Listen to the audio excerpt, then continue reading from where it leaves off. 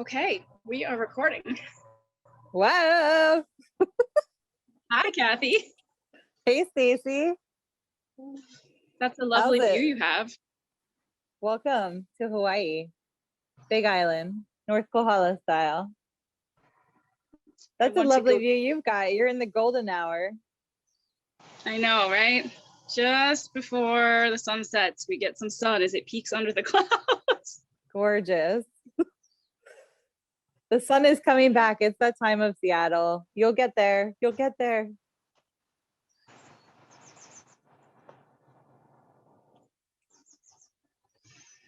I just want to enjoy what it looks like.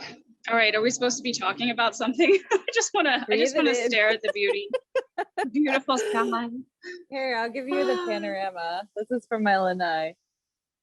It's very windy. We've got trade winds up to gusts up to 50 miles an hour today. And we've got Maui over behind the clouds. And we've got the windmills down there.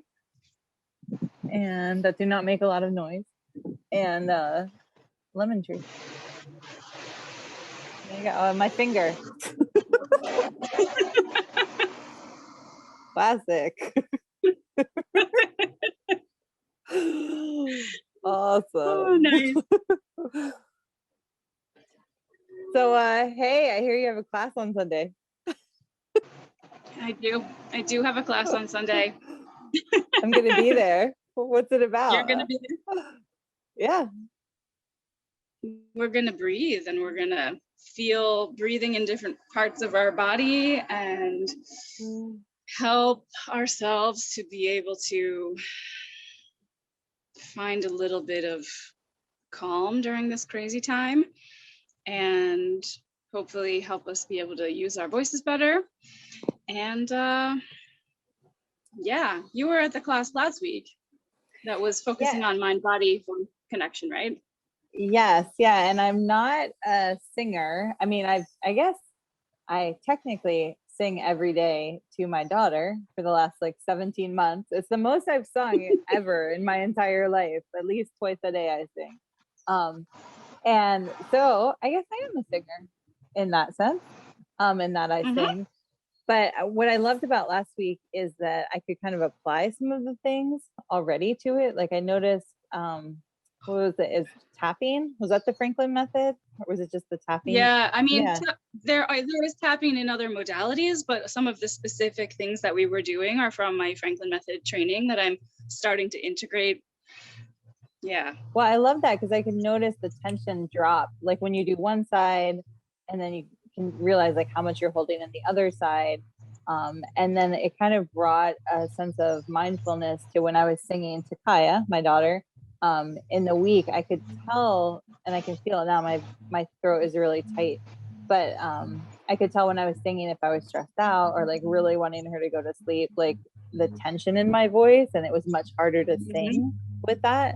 And so granted, I did not do this while I was putting her to sleep, but I could see how the tapping piece would help, if I cared about what she was hearing me sing, or just to make me feel more comfortable in my body.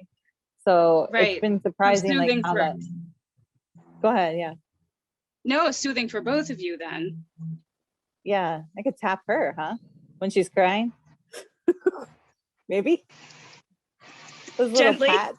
Yeah, the little pat. And I'm sure you have massage magic you could do too. We didn't talk about this yet, but you're going to be joining actually this series of classes in about a month to do some self-massage, right? And bring in some other practices that you've been studying for years, and we can talk about that more later. But yeah, I'm excited about that. Ever since the workshop you gave at a college where I was teaching a bunch of years ago, I have wanted more. So well, I feel the same way, really. And let me see if I can get my face on this. Probably not. I can't. But here. Hey. Probably video nightmare 101 when you move your camera like that. But Yeah, I mean, that's one thing I really appreciate about you is I've met singers before, and I've met like body workers who are really nerdy about like anatomy and, you know, functional, making our work functional in the world. But I haven't met anyone who combines the two as well as you do. So I'm really stoked to be collaborating again. It's just, I learned so much as a body worker, and I like being able to relate to you with the anatomy, but also to apply it. Like, I'm big into like, how are we going to apply this to our life to make it easier? And I feel like your work really does that. So I'm very thrilled for that. Mm-hmm. Aww. Well, and you've been a huge inspiration to me, because you, with your rocket science background, and then massage, and then all of these alternative modalities and studying with native peoples that you've done, I mean, you've really combined things too. I don't know. I like bridge people. I like people who draw from different places and put them together, and, you know, into something that is I don't know, greater than the sum of its parts. Same. I'm with you on that, girl. Yeah, awesome. So I'm looking forward to that. I don't know, is there anything else people should know about this Sunday? What else should I tell them? I was wondering if you could just lead us through like another embodiment. Like last week we did kind of the whole body, but I've been noticing like I slump over a lot, like either picking up my daughter. So I don't know if you have anything for the diaphragm or like rib cage area. Like I'm feeling like my thoracic area is really kind of janky. So I'm not sure if we did this in your iteration of the class or another one, but it's one that I tend to like. There are two things I'm thinking of when you're talking about that right now, but let's see what we can do. All right, elegant camera work. We're gonna just kneel. I love it. Okay, so we're not really high tech here. What can we do? Okay. So if you can find your sternum, the bone that's in the middle of your rib cage, and very gently, because we don't want to press hard in that area, very gently tap down it. And just be breathing. Yeah, you don't want to mess up the xiphoid process. No. Actually, we can play with that too, but gently. And then if you would like to, you also can do just a little bit of flex. So you sort of make a C curve. So like the sternum with goes your upper spine. Okay, yeah. And then a little bit of extension. I start tapping. Make sure, are you breathing? Is air going in and out? Yeah, I tend to not do that. So sort of breathe out when you do this flexion, and then breathe in as you extend. Breathe out. Breathe in. And then you can do a little bit of lateral, side to side. That feels good. Tap. And then what else? Oh yeah, we also need to rotate our spine. So imagine that sternum is like a locust turning a little bit. And just kind of gently, so I don't need to like turn around really fast. No, it doesn't have to be super fast. Actually, we don't want it to just be, you know, your arms, and we don't want it to be your hips. We want to just feel like this can rotate. And then take a second and breathe and just see, how does that feel? Wow, I feel lifted. Like I feel like my upper chest feels just like more spacious. I feel like I can breathe in more, but also I feel like physically taller. Yeah, it is interesting that it manages to do both, and it's a better cue than a lot of, you know, directors or people will say, sit up, right? Sit up tall, and you get that kind of forced held thing, and we don't actually want that. So that's a great thing. And well, and I think with that, when people like, what I've noticed with clients is that you can tell, so as a body worker, like you can tell clients like do this, but until they feel it, and myself as a client, you know, until I actually feel it in my body or embody it, I guess you could say, like I don't really get it. Like I need to feel it because it feels good, and then I'm like, oh, I want more of that good feeling. Right. I mean, and that's the point of all of this work that I am trying to do, that I am doing, is that it's not just intellectual information.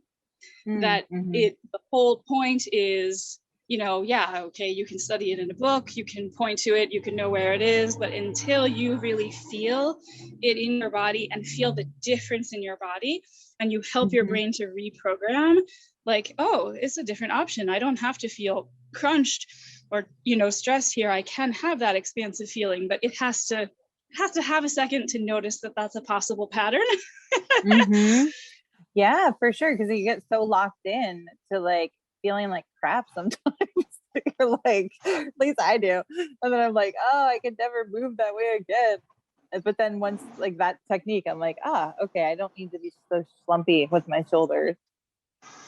Well, and I was feeling stressed right before this, honestly. And then you do that and you just take that time for those few seconds or minutes. And then, oh, right.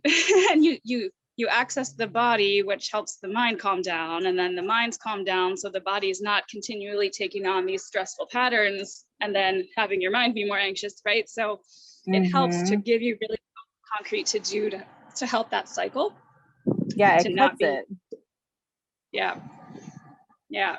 You can just interrupt that. So this is going to get me through toddlerhood, Stacey, and singing, okay, but really through toddlerhood. I'm like, just that 1 minute of like non-reactivity and resetting my nervous system. That's awesome. Hey, do you want to do one more thing? And then maybe I'm going to go enjoy the sun while it's here for a few minutes. That sounds great. Yeah, I think I'm going to head to the beach. Yeah, if you go down to the bottom of your sternum, to that xiphoid process you were talking about, that really little like gentle tip at the end that you want to be careful of, kind of where the bones stop, really gently. If you put your fingers there and if you inhale, do you notice it very gently swinging forward? And then when you exhale, very gently swinging back. This is not a huge thing. It's really super weird. It's very small. Yes, very small. We're not trying to, nothing like that. No. It's like a really gentle little. It feels very teeny. Yeah, and that's all it needs to be. But just acknowledging that that's there. Interesting. So there's that expansiveness, that kind of open swinging, slightly swinging forward and then slightly swinging back as you exhale.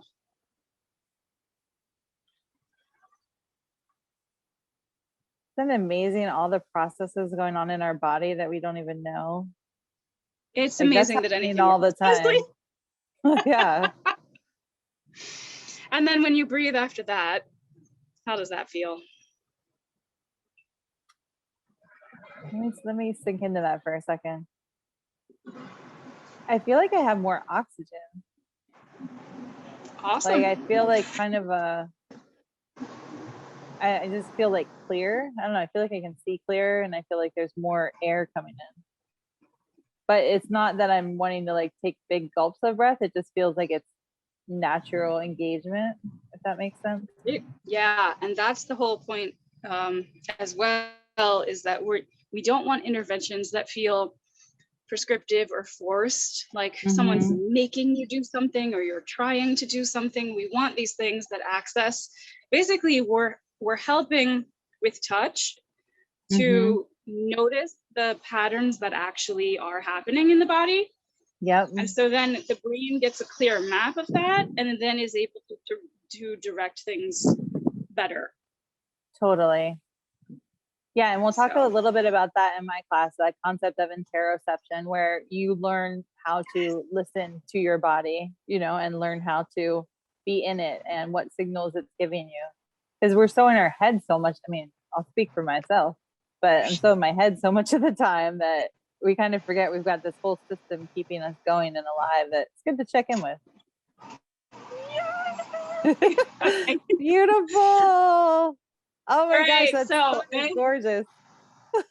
I'm gonna enjoy the sun. Thank you for talking with me, and we'll talk some more before your class. And I look forward to seeing you Sunday and everyone else who wants to join in.